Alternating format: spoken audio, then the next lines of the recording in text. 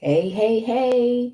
Hey, everybody. I am so excited to be here. I want to make sure that I'm connected on Instagram. It's not connecting for whatever reason. Let's just make sure.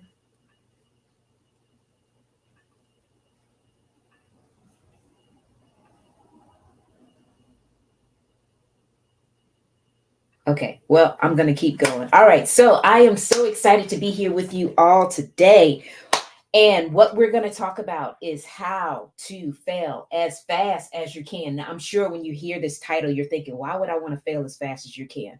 Because the faster that you fail, the more success you will have. Now, I know this is totally against everything that you probably have thought about in life, and it's a misnomer, but let me tell you just from experience that I have learned that this is the key to success, especially as an entrepreneur. I know what it was like growing up, especially living in a household of two educators who were all about making sure you get your degree, going to get your degree, get a good job, get your gold watch, and get your retirement. That was basically what I was taught. And I know many of you have probably been taught that same thing. But the thing that I learned in entrepreneurship is that when you fail, you learn. It's a learning. It's not well, it's a failure, but as you fail, that's how you learn.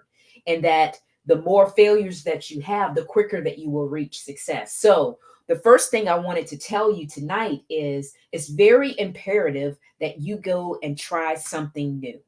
That's the first advice I'm going to give you. Why try something new? Because when you try something new, you're going completely out of your comfort zone and doing something that you've never done before. But as you continue to do that, what's going to happen is you're going to build this confidence muscle, and the confidence muscle is going to just build and build and build to the point that you're going to be so comfortable doing the uncomfortable that nothing is going to stop you. You are not going to let fear stop you in your tracks. You're going to face it head on and do what you need to do.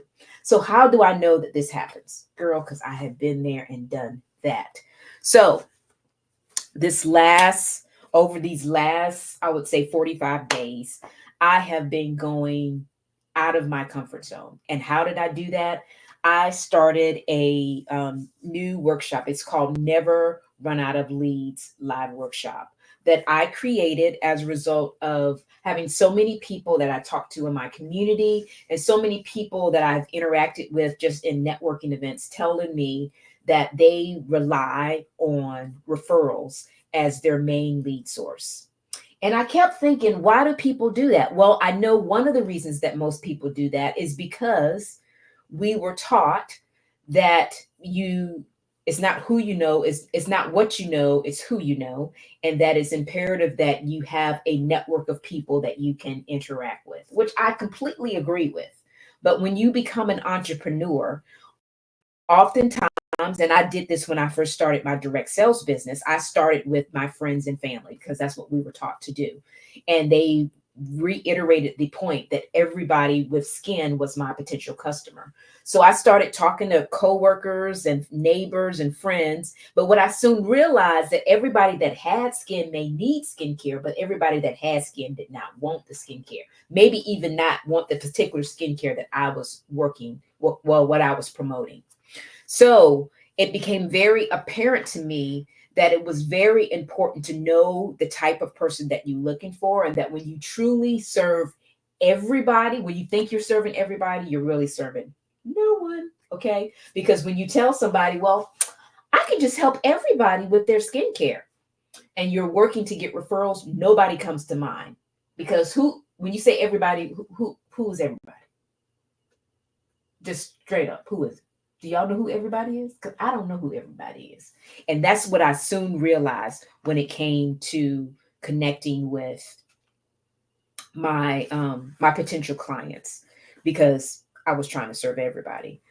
So one of the things that I did was I realized that direct outreach was just the most productive way to actually find leads that wanted what I had. But I had to do it in a very strategic way. And I think that's the key when it comes down to marketing your business and sharing information about your product or your service with people. You want to serve it, you want to share it with people that would potentially want what you have, that could potentially be your client. So when it came to my interaction with the folks that I was working with in the skincare business that I had, I realized that I needed to talk to people that were professionals. Okay, people that value their appearance. So these are the people that may have some kind of leadership job in corporate. May they be standing in front of in front of a conference room giving a presentation, or they may be standing in a courtroom, giving a presentation, support, either rallying for their client to help them um, rise up above whatever they were being accused of.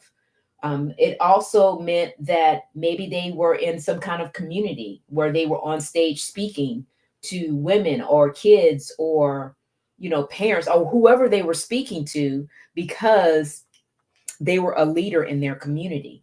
That's when it became very apparent to me, because these people were in front of people. So they wanted to look a certain way. They wanted to have a certain look, because they knew that, when you first see somebody, people judge you in the first 10 seconds that they see you. And that the way they wanted to look was a professional, polished type of woman. That's who I was looking for, because I don't have to convince her that she needs to wash her face. I don't have to convince her that she would want a foundation that matches her complexion and naturally accentuates all her God-given attributes. Okay. Those are the type of people that I had to connect with. So I realized all of that, to the point that I stopped looking for everyone, and that I really narrowed down to, I want that professional woman. When it came down to my coaching business, giving you another example, I initially started off serving people in the direct sales space, because me as a direct seller, I went out and actually interacted and would look for different ways to grow my business outside of what my company was telling me. But many of the folks that I interacted with did not have that same um, vision for their business, I'll say. And not that there's anything wrong with what I'm about to say. They wanted to, whatever their company training was, that's the one that they participated in. Their company training was free. Of course, if I was going to help them, I would have had to charge them. So they decided to do the free option. There ain't nothing wrong with that. I get it. I at the beginning of my career was doing that too, but I wanted a different perspective. I wanted some different know-how that the folks that were in my company didn't necessarily have, or didn't necessarily share with me. I'll say it that way. So we, as business owners, the thing about it is, we get to decide on who and where we're getting our training from.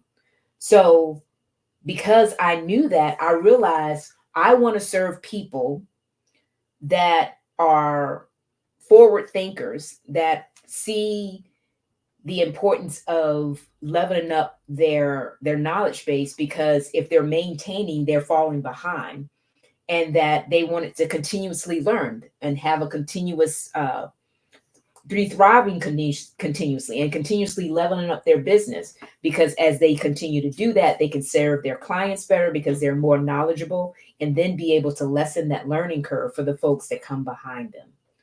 So, with all of that said, it's very imperative for you to figure out, whatever your product or service is, that you must know who you are serving. And the way that you can know who you are serving is this iterative process that we often go through as entrepreneurs.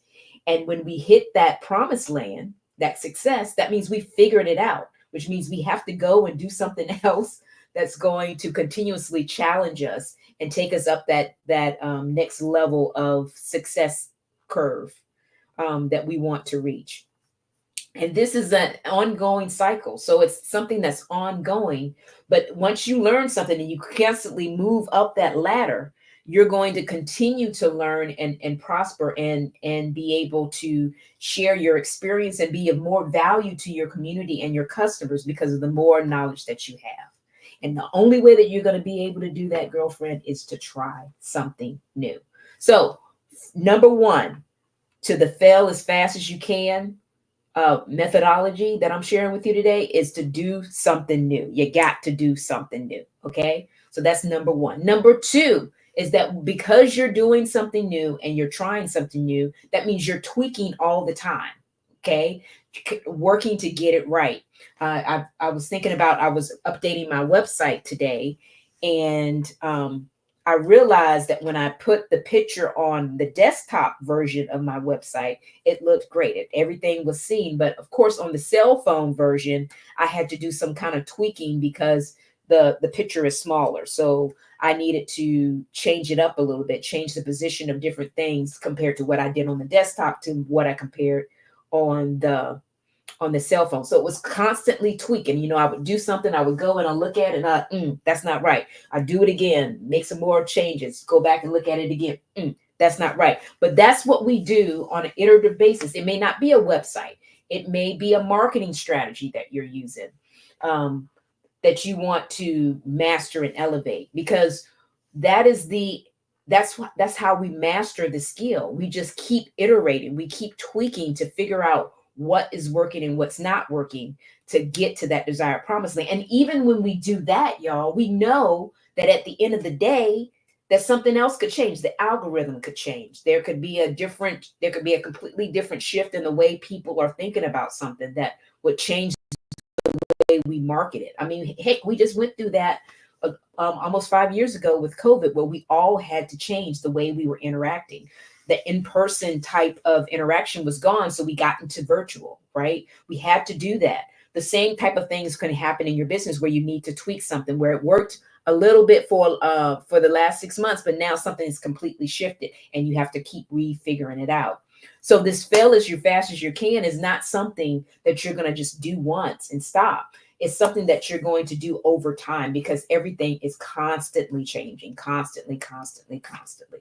So let's make it a point to try something new. Number two, to tweak as we go and keep tweaking, because we know that change is coming. And last but not least, we got to just keep doing it again and again and again. Right? Just because we did it, just because we figured it out yesterday, don't mean it's going to necessarily happen that way today, because it's ever changing. We got to be prepared and be willing to make that pivot, to make that change, to make our business better, to make our life better. Just think about, the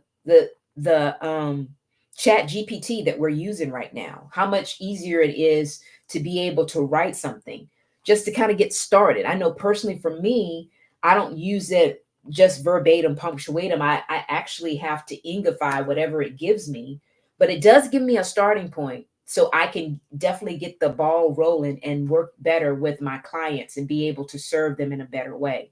But it's because I made that attempt to use it, to use a tool, not to be afraid of it, to, play with it, figure out how it works, master it even so, because it's ever changing as well, and we want to make sure that we're a part of those changes and not falling behind.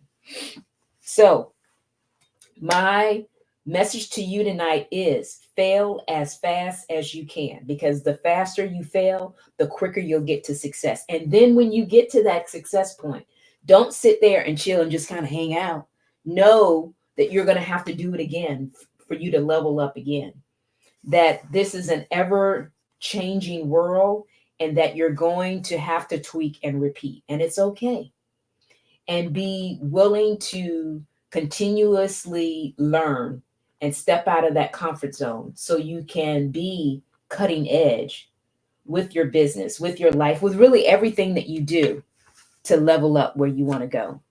So I so excited that you were here to check this out. You can type in hashtag live if you're watching this live. You can type in hashtag replay if you're watching this on the replay.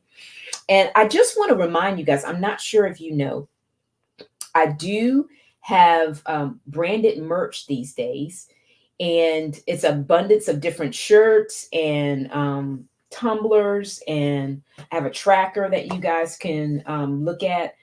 Don't forget that I do have that. I'm going to share the website with you here. So if you are looking for some inspirational things that would help you level up your business and continue to grow, and just, help you